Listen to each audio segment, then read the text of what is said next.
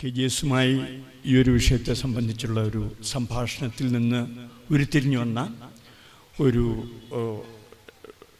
വിവരണത്തിൻ്റെ ഒരു സംക്ഷിപ്ത രൂപമാണ് ഹിംസയ്ക്കും വെറുപ്പിനും എതിരായ രാഷ്ട്രീയ പ്രതിരോധം. ബുദ്ധൻ്റെ അഹിംസ ഒരു രാഷ്ട്രീയ ഇടപെടലായിരുന്നു. അവിടെ കമ്പാഷൻ ഉണ്ടാകുന്നത് വളരെ ഭൗതികമായ ഒരു സാഹചര്യത്തിലാണ്. ഇവിടെ കമ്പാഷൻ എന്ന് പറയുന്നത് സ്വപ്നമോ ആദർശമോ സൗന്ദര്യ വസ്തുവോ ഒന്നുമല്ല, പ്രതിരോധമാണ്, ക്രിയാത്മകവുമാണ്. ഹിംസയ്ക്ക് എതിരായ രാഷ്ട്രീയ ഇടപെടലായിരുന്നു അത്. നാം ഇന്ന് ജീവിക്കുന്നത് ഏജ് ഓഫ് വയലൻസിലാണ്. സ്റ്റാലിൻ്റെയും ഹിറ്റ്ലറുടെയും ഒക്കെ കാലത്ത് ഉണ്ടായതിനേക്കാൾ എത്രയോ അധികം ഹിംസയാണ് ഇപ്പോൾ നടക്കുന്നത്. ഹിംസയുടെ കാലത്ത് അതിനെതിരായ ഒരു പ്രതിരോധമെന്ന നിലയിൽ കമ്പാഷനെ കൊണ്ടുവരാവുന്നതാണ്. അല്ലാതെ കമ്പാഷന് ഒരർത്ഥവുമില്ല.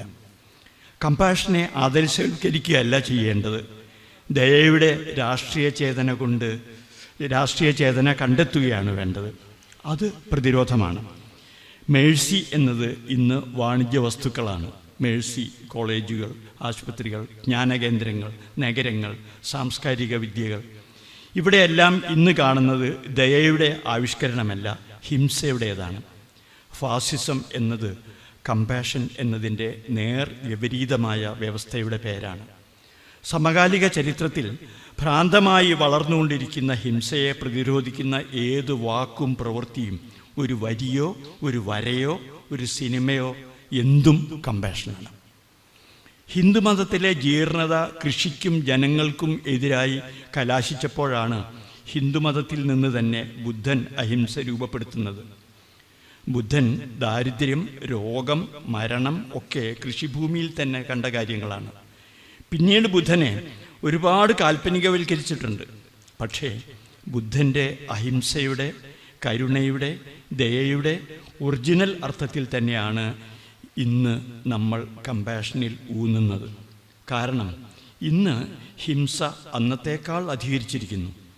മനുഷ്യരെയും സകലതിനെയും കൊല്ലുക, കൊള്ളയടിക്കുക, മരുന്നുകളിൽ വിഷം കലർത്തുക, പ്രകൃതിയെ മലിനീകരിക്കുക, വായുവിലും ജലത്തിലും പഞ്ചഭൂതങ്ങളിലും ഈ ഹിംസയുണ്ട്.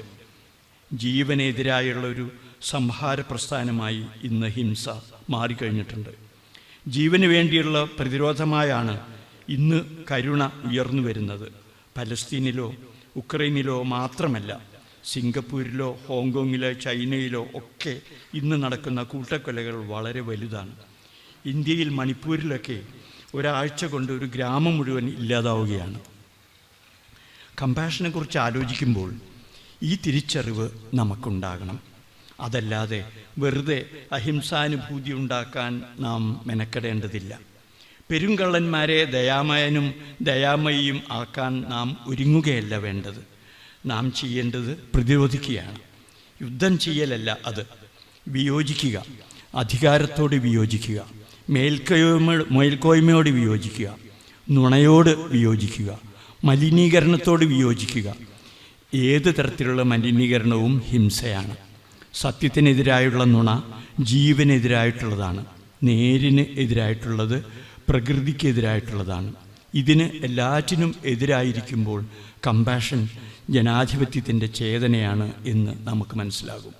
അത്തരമൊരു കാഴ്ചപ്പാടിലാകണം കമ്പാഷനെക്കുറിച്ച് ചിന്തകൾ നടക്കേണ്ടത്. നുണ വലിയ ഹിംസയാണ്. ഇങ്ങനെ മൂല്യങ്ങളെ നശിപ്പിക്കൽ, ധാർമ്മികതയെ നശിപ്പിക്കൽ, ഒരു സ്വപ്നമുണ്ടാകാൻ അനുവദിക്കാതിരിക്കൽ, ഐക്യത്തെ നശിപ്പിക്കൽ, ഇതൊക്കെ കമ്പാഷനെതിരായ കാര്യങ്ങളാണ്. ജീവനും തമ്മിലുള്ള ഐക്യമാണ് കമ്പാഷൻ. അത്തരമൊരു ഐക്യമാണ് പ്രകൃതിയുടെ തന്നെ സുസ്ഥിതി. ഒരു ദോഷവും ചെയ്യാത്ത ലക്ഷക്കണക്കിന് മത്സ്യങ്ങൾ, മരങ്ങൾ കൂട്ടക്കൊല ചെയ്യപ്പെടുകയാണ്. മുളയ്ക്കാതെ പോകുന്ന വിത്തുകൾ, ഈ കൂട്ടക്കുരുതികളൊക്കെ ഹിംസയുടെ യുഗത്തിൻ്റെ ആവിഷ്കാരമാണ്. ബുദ്ധൻ്റെ കാലത്തിന് മുമ്പായാലും ക്രിസ്തുവിൻ്റെ കാലത്തായാലും പാപം എന്ന് കരുതിയത് ഹിംസയെയാണ്. വളരെ പണ്ട് ഹിറ്റ്ലർ ജൂത കൂട്ടക്കൊല നടത്തി. ആ ഒരു ജൂത ദുരന്തത്തിന് ശേഷം ഇപ്പോൾ തിരിച്ചടി വരുന്നത് ഇസ്രായേലിൻ്റെ യുദ്ധമാണ്. ഹിറ്റ്ലർ ഹിംസയുടെ വലിയ ഒരു റിസർവോയറായിരുന്നു. പിന്നീട് സ്റ്റാലിൻ അതിനേക്കാൾ വലിയ റിസർവോയറായി. മാത്രമല്ല, ഇപ്പോൾ ഇവിടെ ഇരുന്ന് സ്റ്റാലിൻ ഉണ്ടാക്കിയ തടവറയിൽ നമ്മൾ പെടുന്നു. നമ്മുടെയൊക്കെ വിചാരങ്ങളിൽ എപ്പോഴും സോവിയറ്റ് യൂണിയൻ്റെ വിപ്ലവം കഴിഞ്ഞുള്ള സോഷ്യലിസ്റ്റ് നിർമ്മാണ കാലഘട്ടത്തിൽ ഉണ്ടായിരുന്ന തടങ്കലുകൾ, പീഡനങ്ങൾ, കൂട്ടക്കൊലകൾ, ചേക എന്ന രഹസ്യ പോലീസിൻ്റെ ആദിരൂപം, ഇതിനെപ്പറ്റിയുള്ള ചർച്ചകളുമായിട്ടാണ് നമ്മളിപ്പോഴും ജീവിക്കുന്നത്. നമ്മുടെ സമകാലീന ജീവിതത്തെ മരവിപ്പിക്കാവുന്ന ഒരു നെഗറ്റീവ് ഇഫക്റ്റ് സ്റ്റാലിനിസത്തിന് ഇപ്പോഴുമുണ്ട്. ഇന്ന് ഭൂമിയിൽ ജീവിച്ചിരിക്കുന്ന സ്വാതന്ത്ര്യബോധമുള്ള മനുഷ്യരൊക്കെ തന്നെ ആ തടവറയിലെ അന്തേവാസികളായി മാറിയിട്ടുണ്ട്. ഫാസിസം അനുഭവിക്കുന്ന മുഴുവൻ മനുഷ്യരെ ഒന്നുകിൽ ഹിറ്റ്ലറുടെ കോൺസെൻട്രേഷൻ ക്യാമ്പിലോ അല്ലെങ്കിൽ സ്റ്റാലിൻ്റെ തടവറയിലോ ആണ്, അല്ലെങ്കിൽ സാംസ്കാരിക വിപ്ലവകാലത്തെ ചൈനയുടെ തടവറയിലാണ്. വിമോചനത്തിന് വേണ്ടി ഉയർന്നു വന്ന കമ്മ്യൂണിസം ഏറ്റവും വലിയ തടവറയുണ്ടാക്കുന്ന പ്രസ്ഥാനമായി മാറുകയായിരുന്നു. ഇപ്പോഴും ഉണ്ടത്. ഇപ്പോൾ ഇടതുപക്ഷത്തിനെതിരായി സംസാരിക്കുന്ന ഒരാൾ ചന്ദ്രശേഖരനെ പോലെ വെട്ടിക്കൊല്ലപ്പെടും. ഇതുപോലെ ചരിത്രത്തിൻ്റെ ഉള്ളിൽ നിന്ന് വരുന്ന വിഷപ്പുകകൾ ഉണ്ട്. പാരമ്പര്യം എന്ന് പറയുന്ന സാധനം, ഇത് ജാതിബോധം, മതബോധം എന്നൊക്കെ പറയുന്നതിനേക്കാൾ എത്രയോ ഭയാനകമായ ഒന്നാണ്. ഇന്ന് ഏറ്റവും വലിയ മനുഷ്യസ്നേഹത്തിൻ്റെ പ്രത്യയശാസ്ത്രം എന്ന് വിചാരിക്കുന്ന ഒന്നിനുണ്ടാകുന്ന വിപര്യമാണ്. പവറിലേക്ക് കലർന്നു കഴിഞ്ഞാൽ പ്രത്യയശാസ്ത്രം എന്നതിനേക്കാൾ വിഷമേറിയ വേറെ വസ്തുവില്ല. പണ്ട് പവർ, അധികാരം എന്നതിനെക്കുറിച്ച് റസ്സൽ ഒരു പുസ്തകം എഴുതിയിട്ടുണ്ട്. അതിൽ പറഞ്ഞ പല കാര്യങ്ങളും പ്രവചനം പോലെയാണിപ്പോൾ. പിന്നീട് ഫൂക്കോ ഒക്കെ അധികാരവും അറിവും എന്നൊക്കെയുള്ള പുതിയ ശരികളിൽ എത്തുന്നുണ്ട്.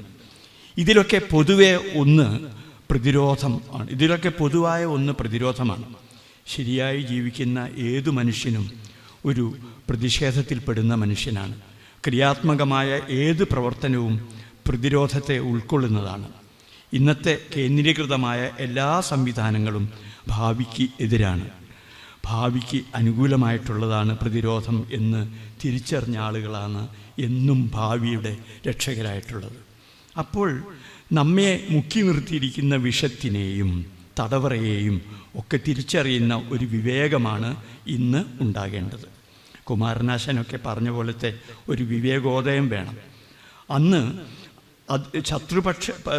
ശത്രു പ്രത്യക്ഷമായിരുന്നു, ഇന്ന് ശത്രു അദൃശ്യനായിരിക്കുന്നു. ഈ പറയുന്ന എതിരവസ്ഥ മുഴുവൻ ഇന്ദ്രിയ സംവേദനത്തിന് അതീതമായി നിലനിൽക്കുന്നു. ഇന്നതിനൊക്കെ ഇന്നതിന്നതൊക്കെ വിഷമാണ്, ഇന്നതിന്നതൊക്കെ ജനാധിപത്യ വിരുദ്ധമാണ്, ഇന്നതിന്നതൊക്കെ ജീവന് വിരുദ്ധമാണ്, ഭാവിക്ക് വിരുദ്ധമാണ് എന്നുള്ളത് നമ്മൾ അറിയുമ്പോൾ നാം പ്രതിരോധത്തിൻ്റെ ഊർജത്തിലേക്ക് താനേ വരും. അധികാരമെന്നത് ഇന്നലെ വരെ കണ്ടതല്ലാത്ത ഹിംസയുടെ മഹാരൂപമായി മാറുകയാണ്. അതിനോട് വിയോജിക്കുമ്പോഴാണ് വികേന്ദ്രീകരണത്തിലേക്ക് എത്തുന്നത്. ഗാന്ധി ഉദ്ദേശിച്ച ഗ്രാമസ്വരാജ് ആ വികേന്ദ്രീകരണമാണ്, അല്ലാതെ സാമ്രാജ്യത്വ സ്വരാജല്ല.